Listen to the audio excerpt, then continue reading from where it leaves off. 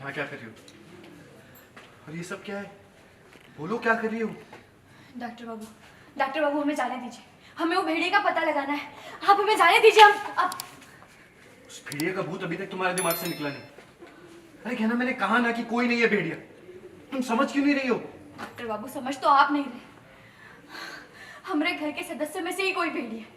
ये देखिए हमें कहाँ मिला। ये कोट हमें बुआ जी के कमरे में मिला। और ये देखिए इस पर खून के निशान है। और ये वही चोट के खून के निशान है। और इतना ही नहीं डॉक्टर बाबू, जब हम बुआ जी के कमरे में गए थे वहां पे हमने नोकीले नाखून से खरोचने के निशान भी देखे। और ये देखिए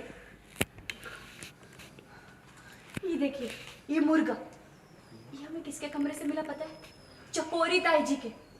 कहा आपने सपने में भी कभी सोचा था कि चकोरी ताई जी मुर्गा खा सकती है? अरे हमने तो कभी नहीं सोचा था। और हमें तो लगता है कि जब आप उस दिन मुर्गा खा रहे थे वो मुर्गा भी आपको चकोरी ताई जी नहीं खिलाया होगा, इसीलिए आपकी हालत इतनी खराब हो गई। लगभग हमें पूरा भरोसा है बुआ जी या चकोरी ताई जी दोनों में से ही कोई भेड़िया है। क्या तुम्हारा दिमाग सही है कि नहीं? सच बोल रहे हैं डॉक्टर बाबू, हम सच बोल रहे हैं। आप हमारी बात का विश्वास कीजिए। हमने खुद भेड़िए को देखा है इस घर में। और हम भी यही सोच रहे कि बार बार वो भेड़िया हमारे घर में आ कैसे जाता है। लेकिन अब हमें पता चल गया वो भेड़िया हमारे घर के सदस्यों में से ही कोई एक है।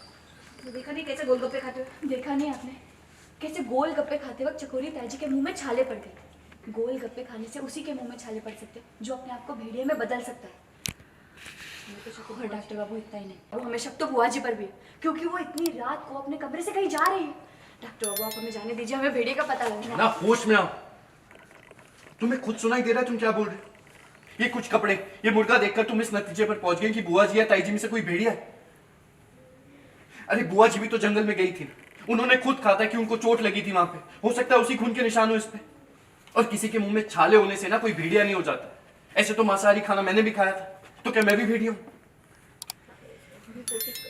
डॉक्टर बाबू आप एक बार ठंडे दिमाग से सोचने की कोशिश कीजिए। बात सिर्फ इतनी नहीं है। हमारी पायल भेड़िए के पैर में फंसी हुई देखी, और वही पायल हमने बुआ जी के पल्लू में भी फंसी हुई देखी थी। डॉक्टर बाबू हर एक बात एक दूसरे से जुड़ी रहे, ये इत्तेफाक तो नहीं हो सकता ना? कहना अपने भ्रम से बाहर निकलो तुम। नहीं है कोई भेड़िया।